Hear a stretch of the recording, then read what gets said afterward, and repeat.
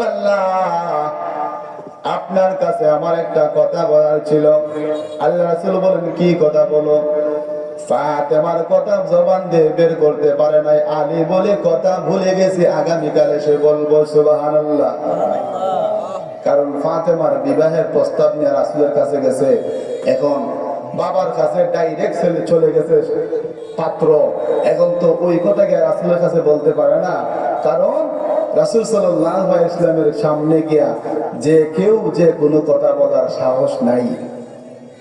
ফিরে আইসেন, আয়েশা বলেন, আবু বকর, ওমর, উসমান, আমার পক্ষে সম্ভব না রাসূলের মেয়ের বিবাহের প্রস্তাব দেওয়া। তোমরা আমার পক্ষ থেকে রাসূলের কাছে বিবাহের প্রস্তাবটা দিয়া দাও। সাহাবায়ে কেরাম বলেন, বিয়া করবা তুমি আর প্রস্তাব দিব আমরা, তা সম্ভব না। কারণ রাসূলের মেয়েরে তুমি যেভাবে সম্মান করো, তুমি যেভাবে রাসূলকে সম্মান করো, তোমার চাইতে আমরাও সম্মানের দিক দিয়ে কম না। আমরা কিভাবে রাসূলের কাছে গিয়ে তোমার বিয়ের কথা বলবো? তুমিই গিয়ে বলো, যাও, আরেকবার যাও।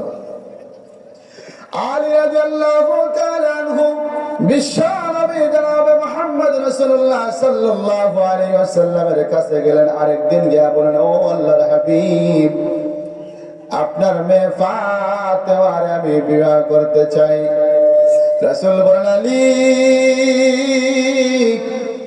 অনেকদিন যাবত আমি আমার মেয়ের জন্য সুপাত্র খুঁজতেছিলাম, ভালো একজন পাত্র খুঁজতেছিলাম। আলী রে, আমার মেয়ে ফাতেমা হলে পর্দাশীল। আমার মেয়ে ফাতেমারে এই পর্যন্ত মদিনার কোন পুরুষে দেখতে পারে নাই। আমার মেয়ে ফাতেমা আল্লাহ আলী, আল্লাহ রাব্বুল আলামিন আমার মেয়ে ফাতেমাকে ঘোষণা করে দিয়েছেন, ফাতিমাতুজ জাহরা সাইয়্যিদাতু নিসাই আহলিল জান্নাহ। আল্লাহ রাব্বুল আলামিন আমার মেয়ে ফাতেমারে দুনিয়ার কিয়ামত পর্যন্ত যত মানুষ মারা যাবে, একদম আদম আলাইহিস সালাতু ওয়াস সালাম থেকে নিয়ে কিয়ামত পর্যন্ত যত নারী মারা যাবে, হাসরের ময়দানে, হাসরের পরে, বিচার হওয়ার পরে চিরস্থায়ী যে সমস্ত জান্নাতীরা মহিলা জান্নাতে চলে যাবে, আল্লাহ রাব্বুল আলামিন আমার মেয়ে ফাতেমারে ওই সমস্ত জান্নাতি নারীদের জন্য সরদার বানায়া দিয়েছে। সুবহানাল্লাহ। এবার রাসূল বলেন, ও আলী, তুমি তো বিবাহের প্রস্তাব দিছো ঠিকই, তোমার মতো আরো অসংখ্য যুবক আমার মেয়ের বিয়ের প্রস্তাব দিছে। এখন তোমার কাছে যদি আমার মেয়ের বিবাহ দিয়া দেই, তাহলে অন্যান্য সাহাবীরা কি বলবে? যে ইয়া রাসূলুল্লাহ, আমরা তো ফাতেমার জন্য বিবাহের প্রস্তাব দিছিলাম, তাহলে আমরা কি দোষ করলাম? আলীরে আপনি দেয়া দিয়েছেন, ঠিক কিনা? কারণ সবাই তো সমান, সবাই তো রাসূলের কাছে সমান সম্মানের অধিকারী। এখন রাসূল সাল্লাল্লাহু আলাইহি ওয়াসাল্লাম বলতেছেন, আলী, তুমি যেহেতু আমার কাছে বিবাহের প্রস্তাব দিছো, আরো অসংখ্য সাহাবায়ে কেরাম বিবাহের প্রস্তাব দিছে, আমার মেয়েকে একটা শর্তে আমি তাদের কাছে বিয়ে দিব। রাসূল কি বললেন? একটা শর্ত দিলেন, যে একটা শর্ত যে আগে পালন করতে পারবে তার কাছে আমার মেয়ে ফাতেমার বিয়ে দিব। বলে সুবহানাল্লাহ। সুবহানাল্লাহ। রাসূল আরবি মুহাম্মদ রাসূলুল্লাহ সাল্লাল্লাহু আলাইহি ওয়াসাল্লাম যে সমস্ত সাহাবায়ে কেরাম ফাতেমাকে বিবাহ করার জন্য প্রস্তাব দিয়েছিলেন, সবাইকে বললেন, তোমরা এদিকে আসো, আমি একটা শর্ত দিব। যেই শর্তটা যে ব্যক্তি, যে সাহাবী সবার আগে পূরণ করবে, আমি আমার মেয়ে ফাতেমাকে তার কাছে তুলে দিব। সাহাবায়ে কেরাম বলে, আল্লাহর হাবিব, কি শর্ত গো? এমন কোন শর্ত দেন, যেমন কোন শর্ত দেন, দুনিয়ার যে কোন শর্ত দেন, ফাতেমার জন্য সেই শর্ত আমরা বাস্তবায়ন করতে রাজি। কারণ ফাতেমার মতো স্ত্রী পাইলে কোন যুবকের আর দুনিয়ার তুস্তা লাগেনি। ফাতেমার মতো নারী পাইলে আর কিছু লাগে? এই জন্য সমস্ত সাহাবী ফাতেমাকে বিয়ে করার জন্য প্রস্তুত।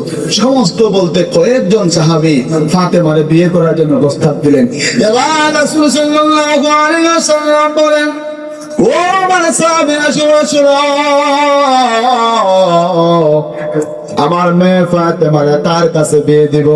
এখানের মধ্যে তোমরা যারা আছো, এইখানের মধ্যে বসা অবস্থায় যে ব্যক্তি সবার আগে এক খতম কোরআনুল কারীম খতম করতে পারবে, এক খতম, এক পারা থেকে নিয়ে 30 পারা কোরআন শরীফ এখানের মধ্যে আমার সামনে শোনাইতে পারবে, যে ব্যক্তি সবার আগে শোনাইবে, তার কাছে আমার মেয়ে ফাতেমারে বিবাহ দিব। সুবহানাল্লাহ। সুবহানাল্লাহ। এক খতম কোরআন শরীফ 30 পারা, একদম 1 থেকে নিয়ে 30 পর্যন্ত। এক পারা থেকে নিয়ে 30 পারা পর্যন্ত কোরআন শরীফ যে ব্যক্তি ফাতেমা বিয়ে করার জন্য এসেছো, যে এখানে বসে খতম করতে পারবে, ও তার কাছে আমি আমার মেয়ের ফাতেমার বিয়ে দিব। রাসূলের নবীর কথা শোনার পরে সমস্ত সাহাবায়ে কেরাম প্রতিযোগিতার মতো শুরু হয়ে গেছে। ফাতেমা সুন্দরী, রূপবতী, গুণবতী, সবচাইতে মদিনার হুরে জান্নাত, জান্নাতের সমস্ত মহিলাদের সর্দারনি মদিনার হুর, মদিনার সবচাইতে বড় সুন্দরী ফাতেমার বিবাহ করার জন্য সমস্ত সাহাবায়ে কেরাম কুরআনুল কারীম পড়তে শুরু করেছেন। আলী সহ অসংখ্য সাহাবায়ে কেরাম আগে কুরআন খতম করবে আর কে ফাতেমার ভাগ্য জুটবে। এইভাবে যখন প্রতিযোগিতা শুরু হয়ে গেল, কয়েক মিনিট যাওয়ার পরে হযরতে আলী রাদিয়াল্লাহু তাআলা আনহু লাফ দিয়ে দাঁড়াইয়া বললেন, ও আল্লাহর হাবিব, ও আল্লাহর রাসূল, ও বিশ্বনবী জনাবে মুহাম্মদ রাসূলুল্লাহ সাল্লাল্লাহু আলাইহি ওয়াসাল্লাম, আপনার উপরে আমার জান কুরবান, আপনার উপর আমার জীবন কুরবান, আপনার উপর আমার ধন সম্পদ গাড়ি গাড়ি সব কিছু কুরবান। আপনি শর্ত দিয়েছেন যে ব্যক্তি এখানের মধ্যে বসে এক খতম কোরআন আগে খতম করতে পারবে, তার কাছে ফাতেমার বিয়ে দিবেন। ও আল্লাহর রাসূল, আমি এই মাত্র এক খতম কোরআন শরীফ পড়ে ফেলেছি। আল্লাহ রাসূল বলতে খুব কিদা এই মাত্র হইলাম 2 মিনিট হইল, এর ভিতরে তুমি এক খতম কোরআন শরীফ পড়ে লাইছো, এটা কেমনে কিতা করলা? হযরত আলী রাদিয়াল্লাহু তাআলা আনহু বলেন, ও আল্লাহর হাবিব, আপনি আরো কয়েক মাস আগে বলেছিলেন, ও আমার উম্মতেরা শোনো, সাহাবায়ে কেরাম শোনো, তোমাদের মধ্যে যে ব্যক্তি সূরা ইখলাস একবার তেলাওয়াত করবে 10 পারা কোরআনের সওয়াব পাবে। সুবহানাল্লাহ। তোমাদের মধ্য থেকে শোনো, যে ব্যক্তি সূরা ইখলাস কুল হুয়াল্লাহু আহাদ আল্লাহুস সামাদ লাম ইয়ালিদ ওয়া লাম ইউলাদ ওয়া লাম ইয়াকুল লাহু কুফুয়ান আহাদ, যে ব্যক্তি কুরআনুল কারীমের সূরা ইখলাস কুল হুয়াল্লাহু একবার পড়বে, তার আমলনামার মধ্যে 10 পারা কোরআন শরীফের সওয়াব দেওয়া হবে। যে ব্যক্তি 2 বার পড়বে, তার আমলনামায় 20 পারা কোরআনের সওয়াব দিয়ে দেওয়া হবে। যে ব্যক্তি 3 বার পড়বে, তার আমলনামায় 30 পারা কোরআনের সওয়াব দিয়ে দেওয়া হবে। ও আল্লাহর হাবিব, আপনি বলেছেন যে ব্যক্তি এখানে বসে এক খতম কোরআন পড়তে পারবে, চাই আগে পড়তে পারবে, তার কাছে দিয়ে দিবেন। আমি আপনার কথা অনুযায়ী সূরা ইখলাস একবার পড়ে ফেলেছি, 3 বার পড়ে ফেলেছি। এই জন্য রাসূল আপনার কথা অনুযায়ী আমার এক খতম কোরআন খতম হয়ে গেছে, আমাকে ফাতেমার সাথে বিবাহ পড়ায় দেন। রাসূল পড়ে গেলেন চিন্তার মধ্যে, টেনশনের মধ্যে। রাসূল ভাবতেছেন হয়তো আমি তো সেই কথাই বলেছিলাম, যে ব্যক্তি একবার খুব সূরা ইখলাস পড়লে 1 পারা না 10 পারা কোরআনের সওয়াব হবে, 3 বার পড়লে 30 পারা কোরআনের সওয়াব হবে। আল্লাহ রাসূল যখন চিন্তা করতেছেন, আল্লাহ রাব্বুল আলামিন হযরত জিবরাইলকে পাঠালেন, ও জিবরাইল, যাও আমার হাবিবের কাছে যাও, আমার বন্ধুর কাছে গিয়া বলো আমি আল্লাহ তাআলা হযরত আলীর পছন্দ করে ফেলেছি। আমি আল্লাহ তাআলা আলী যে 3 বার সূরা ইখলাস তেলাওয়াত করেছে, আমি আল্লাহ তাআলা তার আমলনামায় এক খতম কোরআন পড়ার সওয়াব লিখে দিয়েছি। ইসলাম নারীদেরকে সবচাইতে বড় সম্মান দিয়েছে। পৃথিবীতে যত ধর্ম আছে, সব ধর্মের চাইতে ইসলাম হইল শ্রেষ্ঠ, সেরা ধর্ম, ঠিক কিনা? ইসলাম শ্রেষ্ঠ ধর্ম হওয়ার সাথে সাথে নারীদেরকে সবচাইতে বড় সম্মান দিয়েছে। আল্লাহ বলতে পারতেন, রাসূল বলতে পারতেন পুরুষের পায়ের নিচে তোমার জান্নাত, না বলে আল্লাহ রাসূল বলেছেন মায়ের পায়ের নিচে সন্তানের জান্নাত। সুবহানাল্লাহ। যে মহিলা জাতির পায়ের নিচে জান্নাত আমাদের জন্য নির্ধারিত, সেই মহিলা জাতি সম্মানী না অসম্মানী? সম্মানী, কিছু সম্মানী, মহা সম্মানী। তাদের সম্মানের কাছে আর কোন সম্মান আসতে পারে না। বিশ্বনবী সাল্লাল্লাহু আলাইহি ওয়াসাল্লাম যখন দ্বীন প্রচার করলেন, ইসলামের আগমন ঘটালেন, এর আগে আইয়ামে জাহিলিয়াতের যুগ ছিল। আইয়ামে জাহিলিয়াতের যুগ ছিল। কি যুগ ছিল?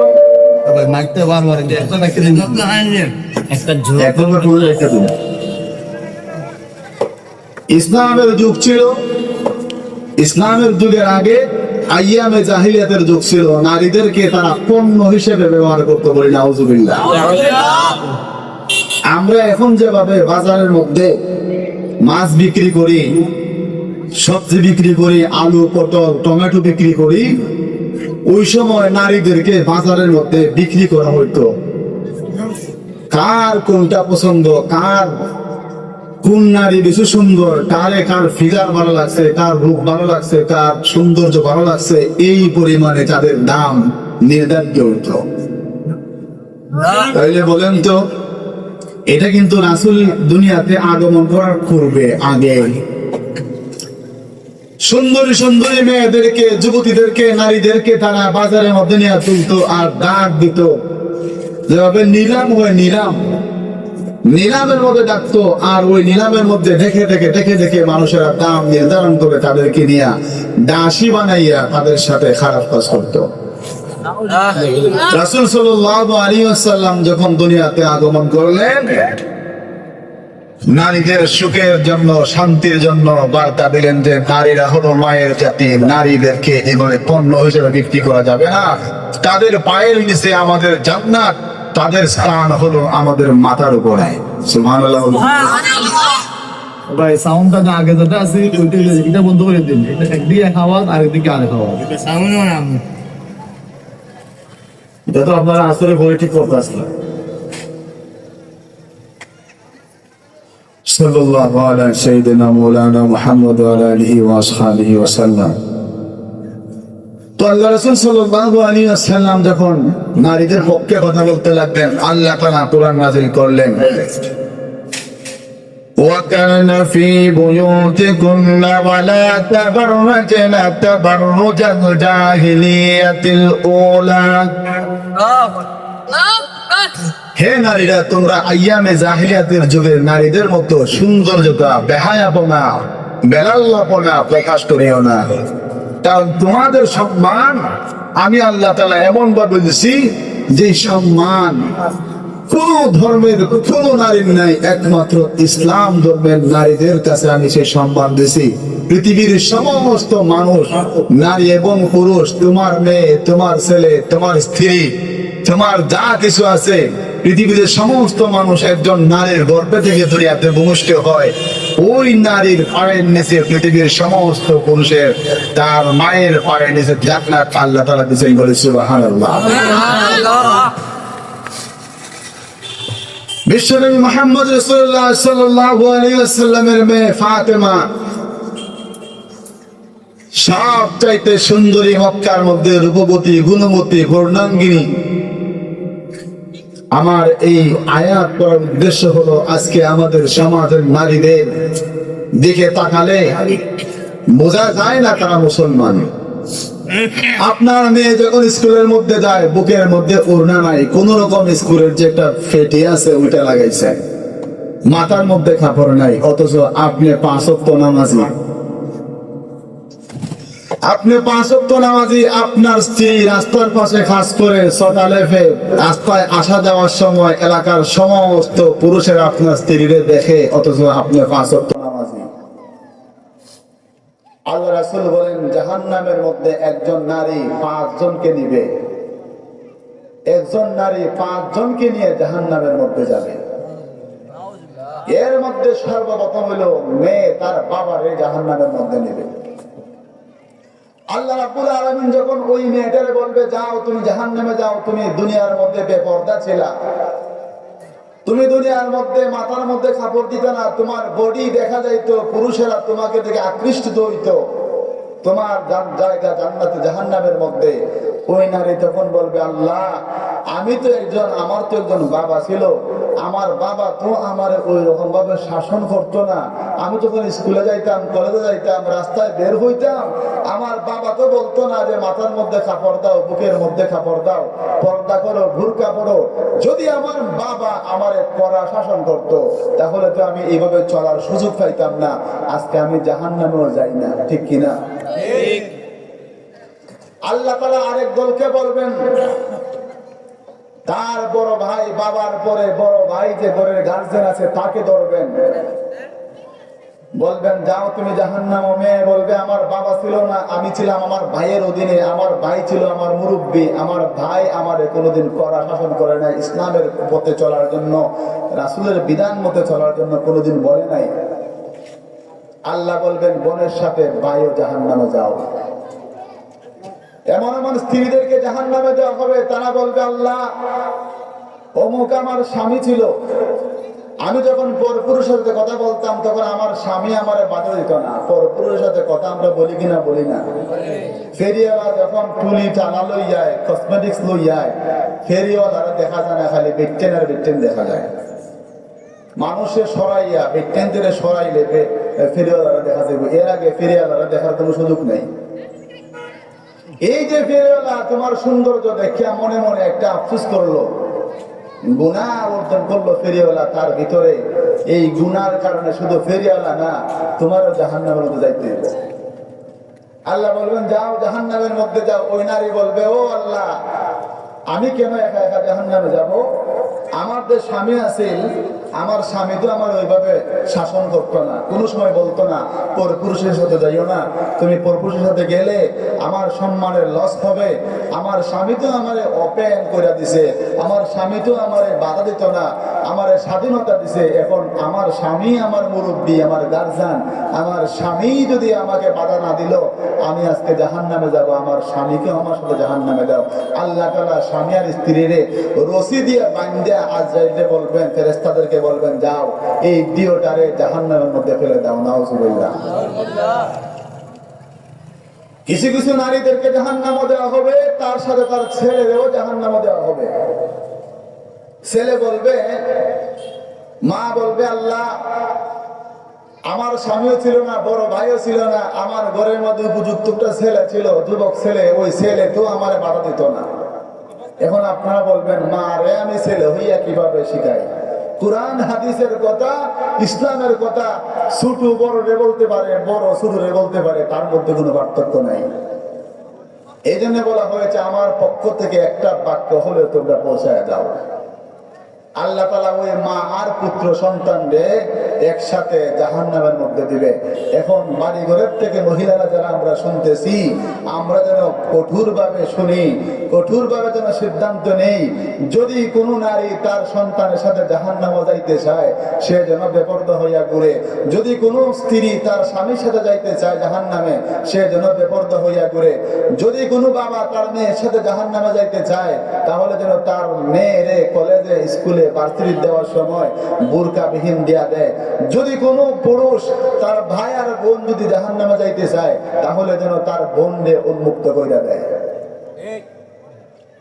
আম্মা জান আয়েশা রাদিয়াল্লাহু তাআলা আনহা, হযরতে খাদিজাতুল কুবরা রাদিয়াল্লাহু তাআলা আনহা, ফাতেমা রাদিয়াল্লাহু তাআলা আনহা, কুলসুম, জয়নব, রাবেয়া বসরি, তাদের ইতিহাস পড়লে তারা যেভাবে ইসলামের কথা বলেছেন, ইসলামের পথে চলেছেন, আজকে আমাদের সমাজ থেকে এর তিল পরিমাণও নারীরা এই এতটুকু মানতেছে না। অথচ রাসূল সাল্লাল্লাহু আলাইহি ওয়াসাল্লাম বলেছেন সাইয়্যিদাতুন নিসাই আহলিল জান্নাহ, ফাতেমা হবে জান্নাতের সমস্ত মহিলাদের সর্দান্নী।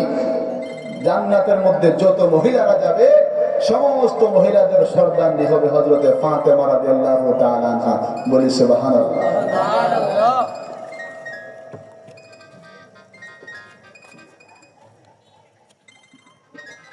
তো ফাতেমা রাদিয়াল্লাহু তাআলা আনহার চরিত্র যদি কোনো মহিলা তার মধ্যে গঠন করতে পারে, তার চরিত্র ধারণ করতে পারে, ওই মহিলাই জান্নাতের মধ্যে যাবে। ফাতেমা রাদিয়াল্লাহু তাআলা আনহা কেমন মহিলা ছিলেন? বিশ্বনবী মুহাম্মদ রাসূলুল্লাহ সাল্লাল্লাহু আলাইহি সাল্লামের আদরের কলিজার টুকরা যখন বিবাহের উপযুক্ত হইলেন,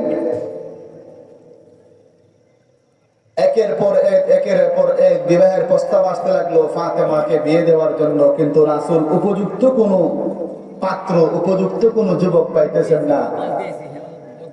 সাহাবায়ে কেরাম আবু বকর, ওমর, আলী তারা মিলাশিলা বললেন, ওমর, আবু বকর, উসমান তারা মিলাশিলা বললেন, ও আলী, তোমার এই ফাতেমার উপযুক্ত মনে হয়, তুমি যাও রাসূলের কাছে গিয়া ফাতেমার বিবাহের প্রস্তাব দাও। বলি সুবহানাল্লাহ। বিশ্বনবী মুহাম্মদ রাসূলুল্লাহ সাল্লাল্লাহু আলাইহি ওয়াসাল্লামের সাহাবী হযরত আলী রাদিয়াল্লাহু তাআলা আনহু,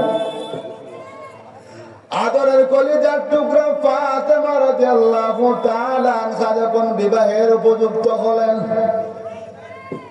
আবু বকর, ওমর, উসমান রাদিয়াল্লাহু তাআলা আনহু বলেন, ও ভাই আলী, তুমি একমাত্র ফাতেমার উপযুক্ত, তুমি যাও রাসূলের কাছে গিয়া ফাতেমার বিবাহের প্রস্তাব দাও। রাসূল সাল্লাল্লাহু আলাইহি ওয়াসাল্লাম মসজিদে নববীর মধ্যে বসা সাহাবায়ে কেরামদেরকে নিয়ে আলোচনা করতেছেন। এই মাত্র হযরত আলী রাদিয়াল্লাহু তাআলা আনহু বিশ্বনবীর কাছে গেলেন ফাতেমার বিবাহ করার জন্য, প্রস্তাব দেওয়ার জন্য। রাসূলের কাছে গেলেন, যাওয়ার পরে মুখ দিয়ে ওই কথা সাহস হয় না, বের হবে না। যেই মাত্র বললেন, ইয়া রাসূলুল্লাহ, ইয়া হাবিবাল্লাহ, আপনার কাছে আমার একটা কথা বলার ছিল। আল্লাহ রাসূল বলেন, কি কথা বলো? ফাতেমার কথা জবান দিয়ে বের করতে পারে নাই। আলী বলে, কথা ভুলে গেছি, আগামীকাল এসে বলবো। সুবহানাল্লাহ। কারণ ফাতেমার বিবাহের প্রস্তাব নিয়ে রাসূলের কাছে গেছে, এখন বাবার কাছে ডাইরেক্ট চলে গেছে পাত্র, এখন তো ওই কথা গিয়ে রাসূলের কাছে বলতে পারে না। কারণ রাসূল সাল্লাল্লাহু আলাইহি ওয়াসাল্লামের সামনে গিয়া যে কেউ যে কোনো কথা বলার সাহস নাই। ফিরে আইসেন, আয়েশা বলেন, আবু বকর, ওমর, উসমান, আমার পক্ষে সম্ভব না রাসূলের মেয়ের বিবাহের প্রস্তাব দেওয়া, তোমরা আমার পক্ষ থেকে রাসূলের কাছে বিবাহের প্রস্তাবটা দিয়া দাও।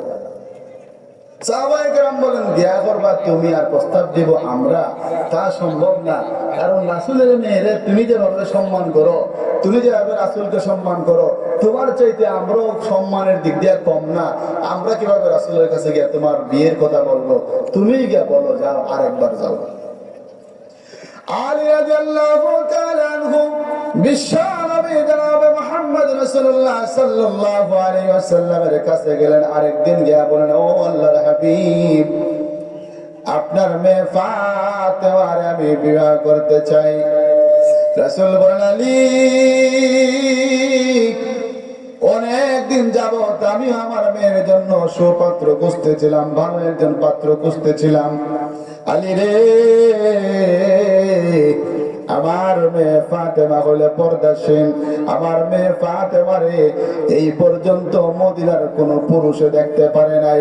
আমার মেয়ে ফাতেমা আল্লাহ ওয়ালি, আল্লাহ রাব্বুল আলামিন আমার মেয়ে ফাতেমাকে ঘোষণা করে দিয়েছেন, ফাতিমাতুজ জাহরা সাইয়্যিদাতু নিসাই আহলিল জান্নাহ। আল্লাহ রাব্বুল আলামিন আমার মেয়ে ফাতেমারে দুনিয়ার কিয়ামত পর্যন্ত যত মানুষ মারা যাবে, একদম আদম আলাইহিস সালাতু ওয়াস সালাম থেকে নিয়ে কিয়ামত পর্যন্ত যত নারী মারা যাবে, হাসরের ময়দানে, হাসরের পরে, বিচার হওয়ার পরে চিরস্থায়ী যেই সমস্ত জান্নাতীরা মহিলা জান্নাতে চলে যাবে, আল্লাহ রাব্বুল আলামিন আমার মেয়ে ফাতেমারে ওই সমস্ত জান্নাতি নারীদের জন্য সরদার বানায়া দিয়েছে। সুবহানাল্লাহ। এবার রাসূল বলেন, ও আলী, তুমি তো বিবাহের প্রস্তাব দিছো ঠিকই, তোমার মতো আরো অসংখ্য যুবক আমার মেয়ের বিয়ের প্রস্তাব দিছে, এখন তোমার কাছে যদি আমার মেয়ের বিবাহ দেয়া দেই, তাহলে অন্যান্য সাহাবীরা কি বলবে যে, ইয়া রাসূলুল্লাহ, আমরা তো ফাতেমার জন্য বিবাহের প্রস্তাব দিছিলাম, তাহলে আমরা কি দোষ করলাম? আলীরে আপনি দেয়া দিয়েছেন, ঠিক কিনা? কারণ সবাই তো সমান, সবাই তো রাসূলের কাছে সমান সম্মানের অধিকারী। এখন রাসূল সাল্লাল্লাহু আলাইহি ওয়াসাল্লাম বলতেছেন, আলী, তুমি যেহেতু আমার কাছে বিবাহের প্রস্তাব দিছো, আরো অসংখ্য সাহাবায়ে কেরাম বিবাহের প্রস্তাব দিছে, আমার মেয়েকে একটা শর্তে আমি তাদের কাছে বিয়ে দিব। রাসূল কি বললেন? একটা শর্ত দিলেন, যে একটা শর্ত যে আগে পালন করতে পারবে তার কাছে আমার মেয়ে ফাতেমার বিয়ে দিব। বলি সুবহানাল্লাহ। রাসূল আরবি মুহাম্মদ রাসূলুল্লাহ সাল্লাল্লাহু আলাইহি ওয়াসাল্লাম যে সমস্ত সাহাবায়ে কেরাম ফাতেমাকে বিবাহ করার জন্য প্রস্তাব দিয়েছিলেন, সবাইকে বললেন তোমরা এদিকে আসো, আমি একটা শর্ত দিব, যেই শর্তটা যে ব্যক্তি যে সাহাবী সবার আগে পূরণ করবে আমি আমার মেয়ে ফাতেমাকে তার কাছে তুলে দিব।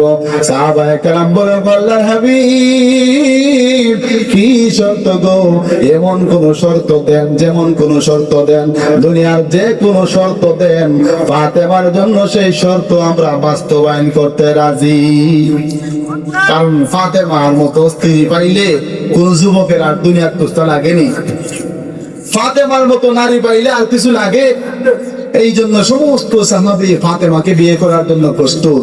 সমস্ত বলতে কয়েকজন সাহাবী ফাতেমারে বিয়ে করার জন্য প্রস্তাব দিলেন। এবার রাসূল সাল্লাল্লাহু আলাইহি ওয়াসাল্লাম বলেন, ও আমার সাহাবীরা শোনো, আমার মেয়ে ফাতেমারে তার কাছে বিয়ে দিব। এখানের মধ্যে তোমরা যারা আছো, এইখানের মধ্যে বসা অবস্থায় যে ব্যক্তি সবার আগে প্রথম কোরআনুল কারীম খতম করতে পারবে, এক পারা থেকে নিয়ে 30 পারা কোরআন শরীফ এখানের মধ্যে আমার সামনে শোনাইতে পারবে, যে ব্যক্তি সবার আগে শোনাইবে তার কাছে আমার মেয়ে ফাতেমারে বিবাহ দিব। সুবহানাল্লাহ, সুবহানাল্লাহ। এক প্রথম কোরআন শরীফ 30 পারা, একদম 1 থেকে নিয়ে 30 পর্যন্ত, এক পারা থেকে নিয়ে 30 পারা পর্যন্ত কোরআন শরীফ যে ব্যক্তি ফাতেমা বিয়ে করার জন্য এসেছো, যে এখানে বসে খতম করতে পারবে, ও তার কাছে আমি আমার মেয়ের ফাতেমার বিয়ে দিব। রাসূলের আরবির কথা শোনার পরে সমস্ত সাহাবায়ে কেরাম প্রতিযোগিতার মতো শুরু হয়ে গেছে। ফাতেমা সুন্দরী, রূপবতী, গুণবতী, সবচাইতে মদিনার হুরে জান্নাত, জান্নাতের সমস্ত মহিলাদের সর্দারনি মদিনার হুর, মদিনার সবচাইতে বড় সুন্দরী ফাতেমার বিবাহ করার জন্য সমস্ত সাহাবায়ে কেরাম কোরআনুল কারীম পড়তে শুরু করেছেন। আলী সহ অসংখ্য সাহাবায়ে কেরাম এ আগে কোরআন খতম করবে আর কে ফাতেমার ভাগ্য জুটবে।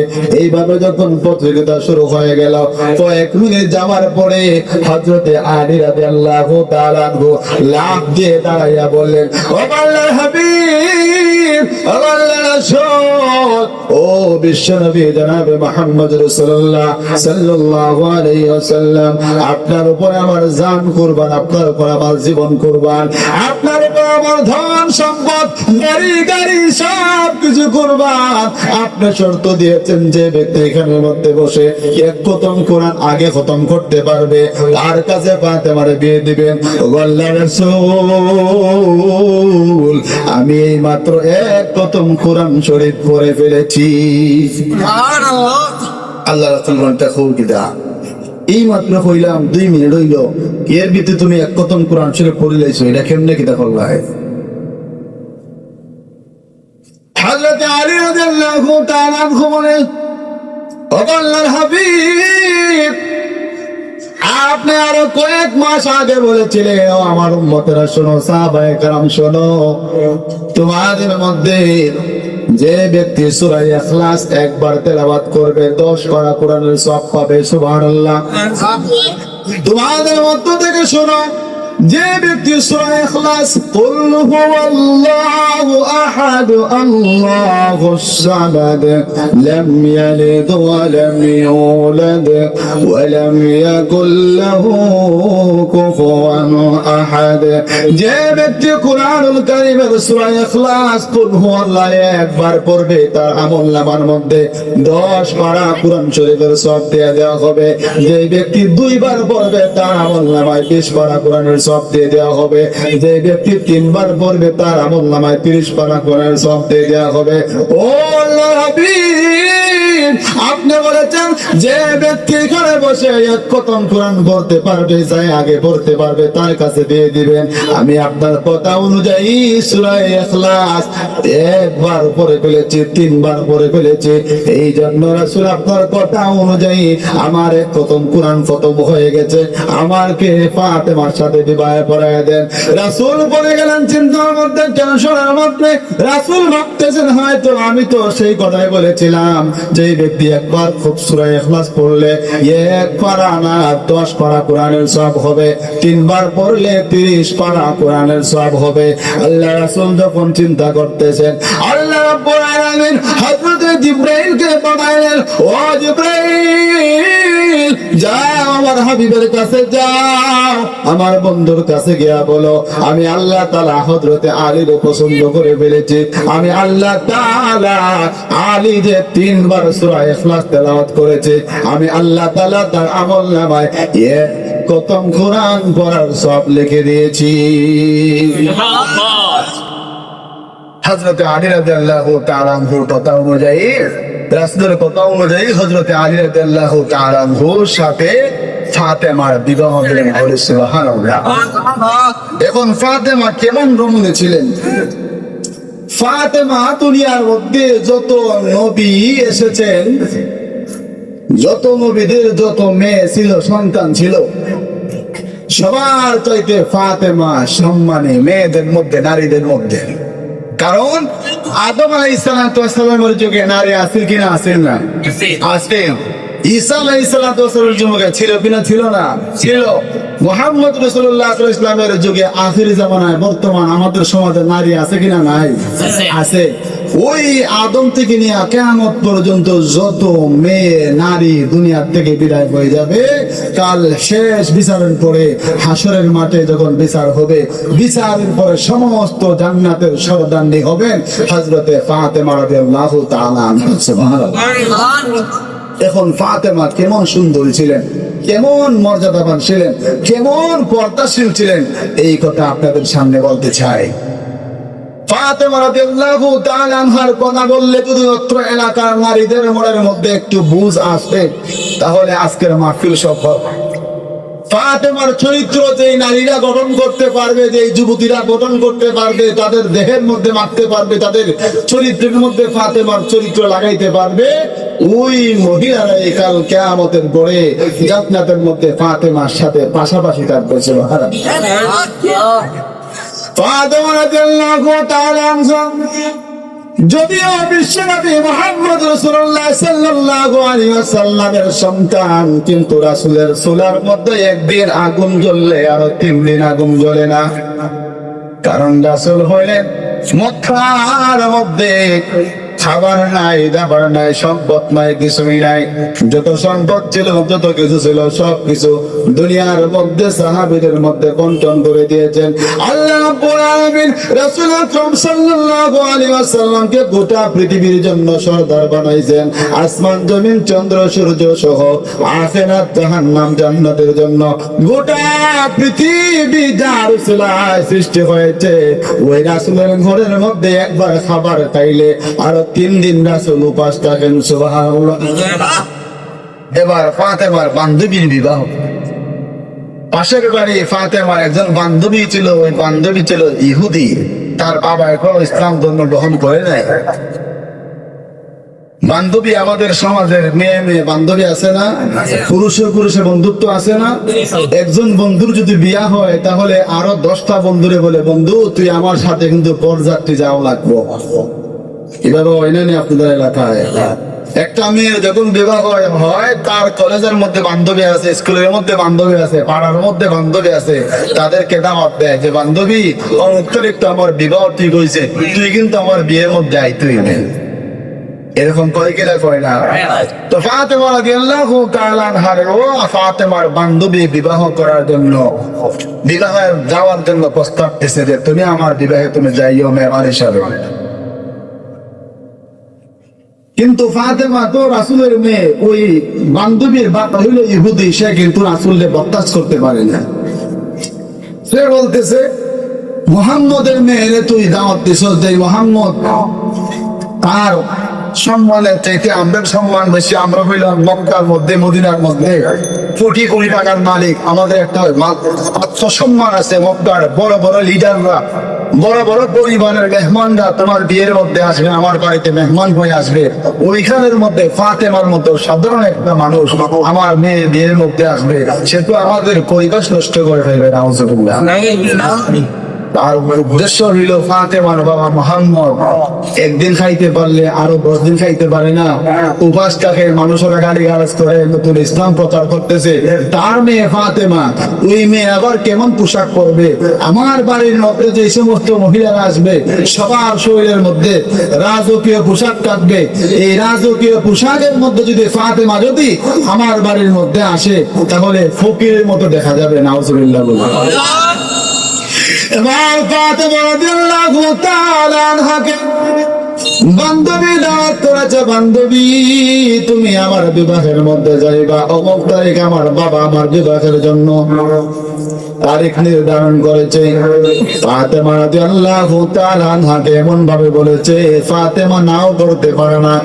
মেয়েদের একটা অভ্যাস হইল বান্ধবীর বিবাহ সবকিছু মিস করলো, বান্ধবীর বিবাহ মিস করতে চায় না। পুরুষের অভ্যাস হইল সব কিছু মিস করতে পারে, তার বন্ধুর বিবাহের দিন সেই দিনটা মিস করতে চায় না, বন্ধুর সাথে বরযাত্রী যাইতে চায়। ঠিক তেমনি ভাবে ফাতেমা রাদিয়াল্লাহু তাআলা আনহার মনে মনে আফসোস, মনে মনে আক্ষেপ, ঠিক আছে রে বান্ধবী, তোমার বাড়িতে আমি বিয়ের মধ্যে যাব। এই কথা বলে যখন বাড়িতে ফাতেমা চলে এসেছে, ওই দিকে ইহুদি ওই মেয়েটার বাবা বলতেছে তোমার এত বড় সাহস, ফাতেমার মতো গরিব জীর্ণ শীর্ণ কাপড় পরে ওই মেয়েরা তুমি আমার বাড়িতে দাওয়াত দিছো। ফাতেমা আমার বাড়িতে আসতে পারবে না, কারণ তার শরীরের মধ্যে ভালো কোনো পোশাক নাই। সে যদি আমার বাড়িতে আসে তাহলে এই জন্য ভালো পোশাক পরে আসে, নোংরা পোশাক পরে কম দামি পোশাক পরে যেন আমার বাড়িতে না আসে। এই কথা যখন বলে দিল ফাতেমা রাদিয়াল্লাহু তাআলা আনহার বান্ধবী আয়েশা বলে, ও বান্ধবী আমার বাবা তো ইহুদি, তোমার বাবা তো বিশ্বনবী, তোমার বাবার সাথে আমার বাবার শত্রুতা দেখতে পারে না। তোমার আমি আমার বিয়ের মধ্যে দাওয়াত দিয়েছি, তুমি তো আমার বিয়ের মধ্যে যাবা, কিন্তু বান্ধবী আমার বাবা একটা সর্প ছুড়ে দিয়েছে, আমার বাড়িতে বড় বড় ধনী লোকেরা বিয়ের মধ্যে আসবে, কোটি টাকার গয়না পরে তারা আমার বাড়িতে আসবে, স্বর্ণ অলংকার পরে আমার বাড়িতে আসবে, তার মধ্যে যদি তুমি সাধারণ পোশাক পরে যাও আমার বাবার সম্মানের লস হবে, তুমি আমার বিয়ের মধ্যে ভালো পোশাক পরে আইছো। ফাতেমা রাদিয়াল্লাহু তাআলা আনহা চিন্তা করে গেলেন, হায় আমার বাবা মুহাম্মদ যদিও আখিরের নবী বিশ্ব নবী রাহমাতুল লিল আলামিন, কিন্তু আমি তো জানি আমার ঘরের মধ্যে একবার খাবার খাইতে পারলে আরো 3 দিন আমি খাইতে পারি না। আমি আমার বাবারে কেমন করে বলবো ভালো পোশাক কিনে দেওয়ার জন্য? ফাতেমা রাদিয়াল্লাহু তাআলা আনহা চিন্তায় পড়ে গেলেন, কিন্তু ওয়াদা দিলেন বান্ধবী রে যেভাবে হোক আমি তোর বিয়ের মধ্যে যাবই।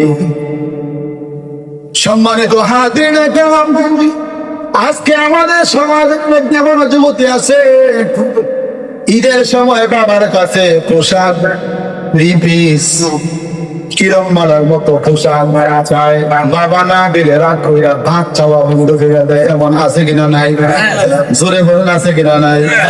এমনও মহিলারা আছে, এমনও মেয়েরা আছে, এমনও মহিলারা আছে ঈদের সময় স্বামী যদি তার ভালো একটা পোশাক কিনা না দেয় তাহলে স্বামীর সাথে 1 সপ্তাহ পর্যন্ত কথা বন্ধ করে দেয়। এমন মেয়েরা আছে, দেখেছি খবরের মধ্যে দেখা যায়, নিউজের মধ্যে দেখা যায়, বাবা তারে ভালো পোশাক পরে দিতে পারে নাই, কিনে দিতে পারে নাই, এই জন্য গলার মধ্যে ফাঁস লাগাইয়া মারা গেছে। অসংখ্য আছে বিভিন্ন সময় খবর, যে সময় নতুন নতুন ড্রেস গুলা কালেকশন গুলা বের হয় তখন মেয়েরা জিদ কইরা বসে, যে বাবার হোক, গরু বেচা হোক, কুকুর বেচা হোক, ধন বেচা হোক, সম্পদ বেচা হোক, আমার একটা পোশাক দেওয়াই লাগবে। কারণ হইলো আমার সাথের বান্ধবীরা ওই পোশাক পরবো ঈদের দিন, আমি যদি না পরি তাহলে আমার কেমন লাগে। বাবার সামর্থ্য নাই, দিতে পারে না, দিন মজুর মানুষ। এখন ওই মেয়েটা রাগ কইরা ভাত খাওয়া বন্ধ কইরা দেয়। ওই মেয়েটা কি করে শেষ পর্যন্ত ফাঁসি লাগায় আত্মহত্যা করে। অথচ ওই নারী ফাতেমার জাতি, ফাতেমা রাদিয়াল্লাহু তাআলা আনহার জাতি। এখন শুনুন ফাতেমা রাদিয়াল্লাহু তাআলা আনহা কেমন ছিলেন। বিয়ে দেওয়ার জন্য মন চায়, কিন্তু ঘরের মধ্যে ভালো পোশাক নাই, তারপরেও বাবাকে গিয়া বলেন নাই যে আব্বু তুমি আমার পোশাক না দিলে আমি ঘরের ভাত খাওয়া বন্ধ করে দেবো, স্কুলে যাওয়া বন্ধ করে দেবো, কলেজে যাওয়া বন্ধ করে দেবো, খানা পিনা সব কিছু বন্ধ করে দেবো। এমন কথা কি ফাতেমা জীবনে বলেছেন? বলে নাই। ফাতেমা রাদিয়াল্লাহু তাআলা আনহা চিন্তায় পড়ে গেলেন, বিয়ের আর মাত্র কয়েকদিন বাকি। বাবারেও বলতে পারে না, কারণ জানে আমার বাবা একদিন খাইতে পারলে আর 3 দিন খাইতে পারে না। কিন্তু আমার রাসূল একদিন বলেছেন, আমার উম্মতেরা শোনো, ও আমার ফাতেমা শোনো, যদি কোনোদিন কোনো মুসিবতের মধ্যে পড়ে যাও, যদি কোনোদিন তোমার কোনো কিছুর প্রয়োজন হয়, দুনিয়ার মানুষের কাছে না চাইয়া নামাজ পড়ে আল্লাহ রাব্বুল আলামিনের কাছে চাইবা। আল্লাহ রাব্বুল আলামিন কুদরতি ভাবে তোমার সেই সমস্যার সমাধান করে দিবেন। হযরত ফাতেমা রাদিয়াল্লাহু তাআলা বিশ্ব নবী মুহাম্মদ রাসূলুল্লাহ সাল্লাল্লাহু আলাইহি ওয়াসাল্লামের কথা অনুযায়ী যায় নামাজ বিছায়া নামাজের মধ্যে পড়ে গেলেন, সিজদার মধ্যে গিয়া কানলেন। নামাজ শেষ হওয়ার পরে 2 হাত তুলে দোয়া করতেছেন, ওগো প্রভু, দুনিয়ার সব চাইতে বড় নবী, বিশ্ব নবী রাহমাতুল লিল আলামিনের মেয়ে বানাইছো আমারে, কিন্তু আমার বাবা একদিন খাইতে পারলে 3 দিন খাইতে পারে না। আমার বাবা ধনী না, আমার বাবা হইল গরিব। যদিও গোটা পৃথিবীর জন্য রাহমাতুল লিল আলামিন, কিন্তু আমার বাবার তো সমর্থন নাই। আমার বাবার সমর্থন নাই, কিভাবে আমার বাবার কাছে পোশাকের কথা বলি? আল্লাহ মেহেরবানি করে আপনি আমার একটা পোশাকের ব্যবস্থা করে দেন। আল্লাহ রাব্বুল আলামিন জিবরাইলকে বললেন, জিবরাইল, যেই ফাতেমারে আমি সাইয়্যিদাতুন নিসায়ে আহলিল জান্নাহ বলেছি, যেই ফাতেমারে আমি মহিলাদের সমস্ত জান্নাতের সমস্ত মহিলাদের সর্দারনী হিসাবে ঘোষণা করেছি, ওই মেয়ে ফাতেমা, আমার কলিজার টুকরা আমার ফাতেমা বিয়ের মধ্যে যাবে, নতুন পোশাক নাই। ও জিবরাইল, তাড়াতাড়ি যাও রে, যাও, জান্নাতের মধ্যে যাও, সবচাইতে সুন্দর পোশাকটা, জান্নাতের সবচাইতে সুন্দর পোশাকটা বাঁচিয়া বাঁচিয়া আমার ফাতেমারে দুনিয়ার জমিনে দিয়ে আসো।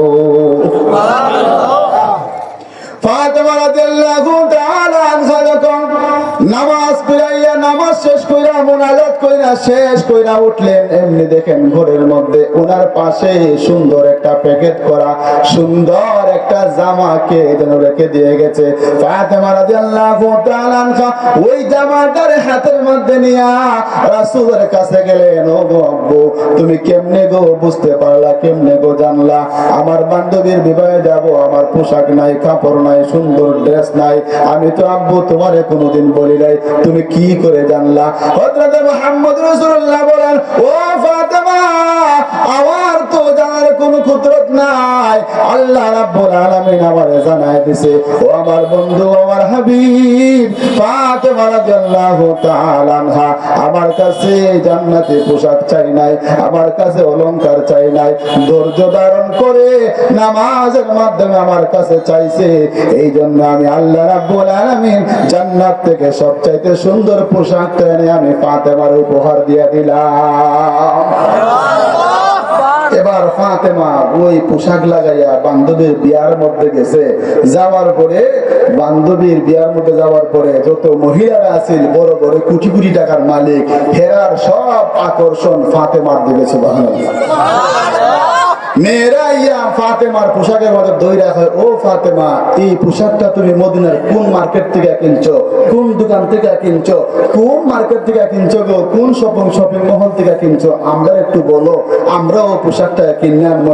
ফাতেমা রাদিয়াল্লাহু তাআলা আনহা বলেন, ও আমার বান্ধবীরা শুনো, ওই পোশাক দুনিয়ার কোন মার্কেটের পোশাক নয়, মদিনার কোন মার্কেটের পোশাক নয়, মক্কা মদিনার কোন শপিং মহলের পোশাক নয়, আমি আল্লাহ রাব্বুল আলামিনের কাছে চাইছি, আল্লাহ তাআলা জান্নাত থেকে পোশাকটা আমার উপহার পাঠাইছে। সুবহানাল্লাহ। এখন ফাতেমা রাদিয়াল্লাহু তাআলা আনহা জান্নাত থেকে পোশাক পাইছেন। আমরা ওই ফাতেমার বংশধর, আমরা ওই ফাতেমার বাবা হযরতে মুহাম্মদ রাসূলুল্লাহ সাল্লাল্লাহু আলাইহি ওয়াসাল্লামের উম্মত। আমরা যদি রাসূলের সাল্লাল্লাহু আলাইহি ওয়াসাল্লামের বিধিবিধান মেনে, আল্লাহর রাসূলের বিধিবিধান মেনে আল্লাহর কাছে চাইতে পারি, তাহলে আল্লাহ তাআলা আমাদেরকেও যে কোনো মুসিবত থেকে উদ্ধার করতে পারবেন না? পারবেন না? পারবেন। শুধু ফাতেমার না, ফাতেমা রাদিয়াল্লাহু তাআলা আনহার বিয়ে হয়েছে আলীর সাথে। আলী রাদিয়াল্লাহু তাআলা আনহার 2টা সন্তান ছিল। 2টা সন্তানের নাম কে কে জানি বলে দেখি? হাসান এবং হুসাইন। সভাপতি সাহেব তারা বলতে পারছে ফাতেমার ছেলে হাসান আর হুসাইন, কিন্তু যুবকরা বলতে পারছে না।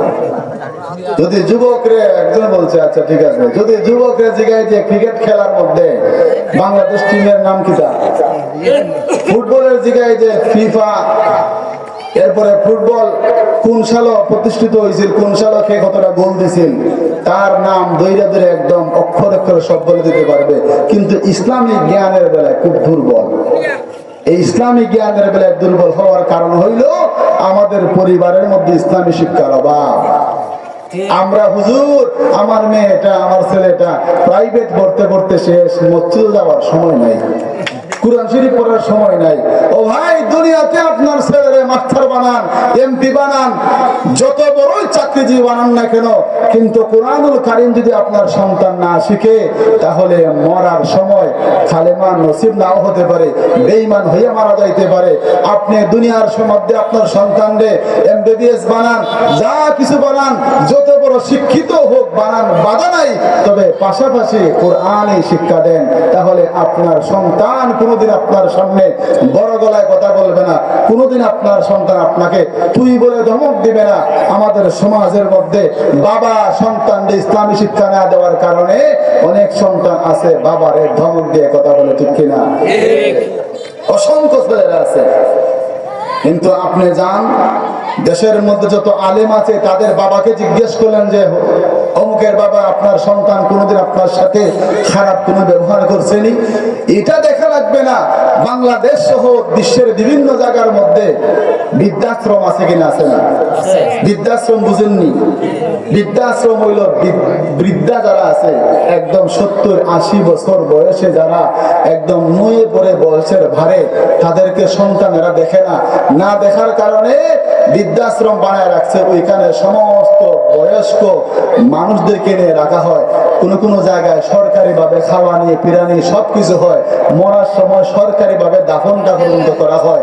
কিন্তু আপনি যান ওই সমস্ত বড় বড় বৃদ্ধাশ্রমে গিয়ে দেখেন, সমস্ত বৃদ্ধাশ্রমের মধ্যে বড় বড় ডাক্তারের মারে পাবেন, বাবাকে পাবেন, বড় বড় উকিলের মা বাবাকে পাবেন, বড় বড় পুলিশ এসপি টেসপি যত বড় বড় চাকরিজীবী আছে, অনেক বড় বড় সরকারি চাকরিজীবীদের মা বাবারে আপনি বৃদ্ধাশ্রমে পাবেন। কিন্তু পৃথিবীর কোন একটা বৃদ্ধাশ্রমে গিয়া কোন মসজিদের ইমামের মা বাবাকে পাওয়া যাবে না, ঠিক কিনা? যত বৃদ্ধাশ্রম আছে গিয়া দেখেন, আপনি দেখবেন ওই বৃদ্ধাকে জিগাইলে বা চাচা আপনার বাড়ি কই, বলবে বাবা আমি ছিলাম বড় একজন অফিসার, এই সেক্টরে কাজ করতাম, ধন সম্পদ সন্তানের জন্য অর্জন করলাম, আজকে সন্তানরা বিয়ে নিয়া, তার সন্তান নিয়া, বাচ্চা কাচ্চা নিয়া, বউ নিয়ে আরামে খায়, আর আমারে দেখতে পারে না, আমারে দিছে বৃদ্ধাশ্রমের মধ্যে। আর যদিও আমাদের সমাজের মধ্যে কিছু কিছু যুবকেরা আছে বছরে একবার জিগাইলে জিগায়, না হইলে না জিগায়, মারা যাওয়ার পরে কোন রকম 40 দিন পরে অথবা 3 দিন পরে হুজুরদেরকে নিয়ে একটু মিলাদ করাইয়া বাবা মার দায়িত্ব শেষ করে দেয়। কারণ সারা বছর বাবার কোনো খবর নাই, মার কোনো খবর নাই। যখন বাবা মারা গেল, হুজুরকে বলে হুজুর আজকে কালকে আমাদের বাড়ি মিলাদ কেন? আমার বাবা মারা গেছে, বাবার জন্য মিলাদ পড়াইতাম। হুজুর নিয়ে দোয়া করলো, হুজুর 100-200 টাকা দিল, এখন মনে করে যে তার দায়িত্ব সব শেষ হয়ে গেছে। অথচ জীবিত থাকা অবস্থায় এক মুঠো ভাত তার মা বাবার মুখের মধ্যে দিছে না, ঠিক কিনা? ঠিক না? তুমি জিন্দা থাকতে এক মুঠো ভাত, ও তুমি জিন্দা থাকতে এক মুঠো ভাত দাওনি মা বাবার মুখে, মরলে খাওয়াও পাড়ার লোক ডেকে, ওরে বোকা মন মরলে খাওয়াও পাড়ার লোক ডেকে, ঠিক কিনা? বাবা যখন জীবিত আসতেন, মা যখন জীবিত, মা বাবার মুখের মধ্যে ভাত দেয় না, তার মেয়ের নিয়া, তার সন্তানরে নিয়া, তার বউরে নিয়া সুখে থাকে। অথচ মা বাবার জীবিত থাকা অবস্থায় এক মুঠো ভাত মা বাবার মুখে দেয় না। মা বাবা যখন মারা যায়, এলাকার মানুষ না খাওয়ায়। অথচ জীবিত থাকা অবস্থায় তুমি তোমার মার মুখে একটু ভাত দিলা না, মার একদিন মা বইলা ডাকলা না, মা গো তোমার কোনো পছন্দ আছে কিনা সেই খবর নিলা না। ছোটবেলায় আমার বাবা যখন বাজারে যাইতেন, আপনার বাবা যখন বাজারে যাইতেন, আপনি বলে দিতেন বাবা আজকে আমি আঙ্গুর খাবো। আপনার আমার বাবা বাজারে গিয়া যদিও রুজি হইছে কম, একটা পান খায় না, সিগারেট খায় না, ওই টাকাটারে বাঁচাইয়া বাঁচাইয়া আপনার আমার জন্য আঙ্গুর আপেল কিনা বাড়ির মধ্যে নিয়ে আসে। কারণ আমার সন্তান আমার কাছে চাইছে, আমার সন্তান খাইলে আমি খুশি হয়ে যাই। ও যুবক ভাইরা শোনো, যতদিন পর্যন্ত তোমরা মা বাবার সেবা করবা, খেদমত করবা, আল্লাহ রাসূল বলেন কোন যুবক যদি তার মা বাবার সেবা ভালো করে করতে পারে, মরণের সময় তার কালেমা নসিব হবে। আর যদি মা বাবা তার উপরে বেজার দেখে, তাহলে কালেমা তার নসিব হবে না। নাউজুবিল্লাহ, কালেমা নসিব হবে না। যদি মা বাবার খেদমত না করেন, সেবা না করেন, তাদেরকে পরিপূর্ণভাবে তাদের দায়িত্ব হক আদায় না করেন, তাহলে মরার সময় আপনি বেঈমান হয়ে মারা যাবেন। তো বলছিলাম হযরতে হাসান হুসাইন রাদিয়াল্লাহু তাআলা আনহু, ঈদের দিন আমরা সবাই জানি এই ঘটনা, তারপরে বলতে হয় আমাদের ঈমান মজবুত হওয়ার জন্য। হযরতে হাসান হুসাইন রাদিয়াল্লাহু তাআলা আনহু গিয়া ফাতেমারে বললেন, আম্মু আগামীকাল ঈদ, সবাই এলাকার সমস্ত মানুষেরা নতুন কাপড় পরিধান করবে, আমরা কি নতুন কাপড় পরবো না? ফাতেমা রাদিয়াল্লাহু তাআলা আনহা শিশু বাচ্চা বলছে, বলে আচ্ছা বাবা যাও, তোমাদেরকে নতুন কাপড় দিব। এই কথা বলার সাথে সাথে হাসান হুসাইন এলাকার মধ্যে ছড়ায় দিছে, এই শুনো, তোমরা শুধু নতুন কাপড় পরবা এটা না, আমার আম্মু বলছে আমার নতুন কাপড় কিনা দিবে। অথচ ফাতেমার ঘরের মধ্যেও একদিন আগুন জ্বললে আরো 3 দিন আগুন জ্বলে না। সুবহানাল্লাহ। ফাতেমা রাদিয়াল্লাহু তাআলা আনহার কাছে গিয়া হাসান হুসাইন বলে, আম্মু এলাকার সমস্ত ছোট ছোট ছেলেপেলেরা ভালো ভালো পোশাক পরবে, ও আম্মু আমাদের তো মন চায় ভালো পোশাক পরার জন্য, আমরা রেখে তুমি ভালো পোশাক কিনা দিবানি। মা বলে, হাসান হোসেন যাও রে, তোমাদের কাছে আমি ওয়াদা দিলাম আগামীকাল তোমাদেরকে আমি ভালো পোশাক দিব। হাসান আর হুসাইন চলে গেল। এদিকে ফাতেমা রাদিয়াল্লাহু তাআলা আনহা চিন্তায় পড়ে গেলেন, সন্তানদেরকে তো আমি বলেছি নতুন কাপড় কিনা দিব, কিন্তু আমার স্বামী তো সেই রকম রোজগার নাই, আমার স্বামী তো আমার ঘরের মধ্যে অভাব অনটন দূর হয় না, একবার খেতে পারলে আরো 3 বার উপাস থাকে, আমার সন্তানদেরকে আমি কাপড় কিভাবে কিনে দেব? ফাতেমা রাদিয়াল্লাহু তাআলা আনহা চিন্তায় পড়ে গেলেন, টেনশনের মধ্যে পড়ে গেলেন। বাবার কথা মনে হয়ে গেছে, আব্বু বলেছেন যদি তুমি কোনো কিছু চাও, তোমার কোনো কিছু চাওয়ার থাকে, নামাজের মাধ্যমে আল্লাহর কাছে চাও। ফাতেমা রাদিয়াল্লাহু তাআলা আনহা যায় নামাজ বিছাইয়া আল্লাহ রাব্বুল আলামিনের কাছে চাইতে শুরু করলেন, ও আল্লাহ আগামীকাল ঈদের দিন সবাই নতুন কাপড় পরবে, আমার সন্তান হাসান আর হুসাইনকে আমি বলেছি নতুন কাপড় দিব, কিন্তু সেই টাকা আমার ঘরের মধ্যে নাই। ও আল্লাহ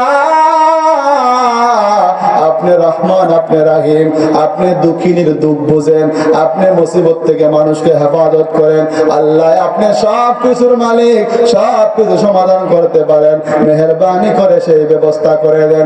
আল্লাহ রাব্বুল আলামিন হযরতে জিবরাইলকে বলেন, জিবরাইল যাও রে যাও, আমি আল্লাহ তাআলা যে হাসান আর হুসাইনকে ঘোষণা করেছি জান্নাতের সমস্ত যুবকদের সর্দার, ওই হাসান আর হুসাইনের শরীরের মধ্যে ভালো কাপড় থাকবে না, সেটা আমি বরদাস্ত করতে পারবো না।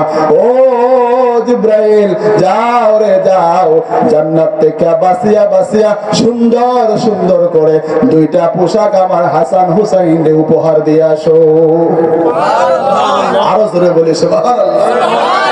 হাসান আর হুসাইন খেলাধুলা করে বাড়ির মধ্যে ঘরের মধ্যে ঢুকছেন, ঘরের মধ্যে ঢুকবেন এমন অবস্থায় দেখেন গেটের সামনে একজন মানুষ পাগড়িওয়ালা জুব্বাওয়ালা দাঁড়ায় রয়েছে, হাতের মধ্যে একটা ব্যাগ। হাসান হুসাইন বলে, ও চাচা জান আপনি কোথা থেকে এসেছেন, কার জন্য এসেছেন, কেন এসেছেন? ওই লোকটা বলে, তোমার মা আমার কাছে তোমাদের জন্য 2টা পোশাক বানানো দিছিল। সুবহানাল্লাহ। বলে ও তোমার নাম হাসান আর তার নাম হুসাইন? বলে জি আমার নাম হাসান আর হুসাইন। বলে আল্লাহর বান্দা আমি, আমার কাছে তোমার মা দুইটা পোশাক বানানোর জন্য দিয়েছিল, নিয়ে ওরে তোমরা এই পোশাক নিয়ে যাও।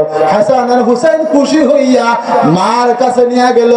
মা তো আশ্চর্য হয়ে গেল, আমি তো কারো কাছে বানানোর জন্য দেই নাই, কোনো টেইলারের কাছে আমি যাই নাই, তাহলে পোশাক কোথা থেকে আসলো? নিয়ে গেলেন রাসূলের দরবারে। আব্বু, একজন মানুষ আমার সন্তানের কাছে একটা পোশাক দেয়া দিছে। আল্লাহ রাসূল বলেন, ও ফাতেমা, তোমার হাসান হুসাইন তোমার কাছে দুইটা পোশাক চাইছে, এই পোশাক দেওয়ার জন্য তুমি বলেছো, ওয়াদা করেছিলা। আমার আল্লাহ তাআলা বলেন, আমার ফাতেমা ওয়াদা করেছে, এই ওয়াদা যদি ফাতেমা ভঙ্গ করে তাহলে সন্তানের কাছে মিথ্যাবাদী হয়ে যাবে। এই জন্য তোমার ওয়াদাটারে রক্ষা করার জন্য তোমার সম্মানে, হাসান হুসাইনের সম্মানে আল্লাহ রাব্বুল আলামিন জান্নাত থেকে সবচাইতে সুন্দর দুইটা পোশাক পাঠায় দিছে।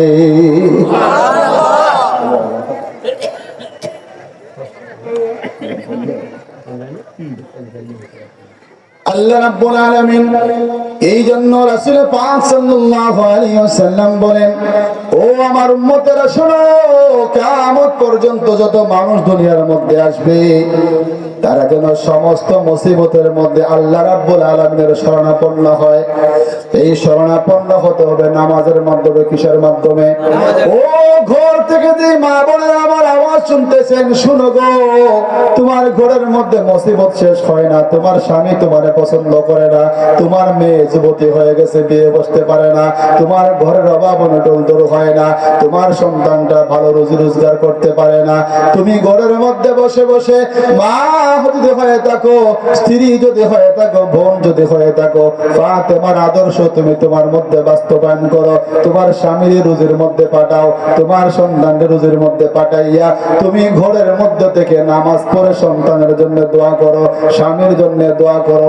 আল্লাহ রাসূল বলেন, মা যখন সন্তানের জন্য দোয়া করে আল্লাহ তাআলা সেই দোয়া কোনোদিন বিফলে দেয় না।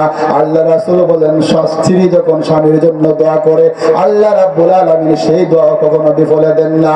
আপনার স্বামীর রুজির মধ্যে বরকত হবে, সন্তানের দেহ ভালো থাকবে, স্বাস্থ্য ভালো থাকবে, অভাব অনটন দূর হয়ে যাবে। কিসের মাধ্যমে? জোরে বলি, নামাজের মাধ্যমে। আপনি আপনার সন্তানের ভবিষ্যতের জন্য নামাজ পড়েন। শুধু নারীদেরকে বলতেছি না, সমাজের মধ্যে যারা বাবা আছে, পিতা হয়ে গেছে, সন্তানের বাবা হয়ে গেছে, সমস্ত মুসিবতের মুক্তির পথ হইল নামাজ। আপনি আমি যদি নামাজের মাধ্যমে আল্লাহ রাব্বুল আলামিনের কাছে চাইতে পারি, আল্লাহ রাব্বুল আলামিন আমাদের ভাগ্য খুলে দিবেন। সুবহানাল্লাহ। আল্লাহ তাআলা যেন আপনারে আমারে যতটুকু কথা বলেছি এই কথার উপর আমল করার তৌফিক দান করেন। সকলে বলি আমিন।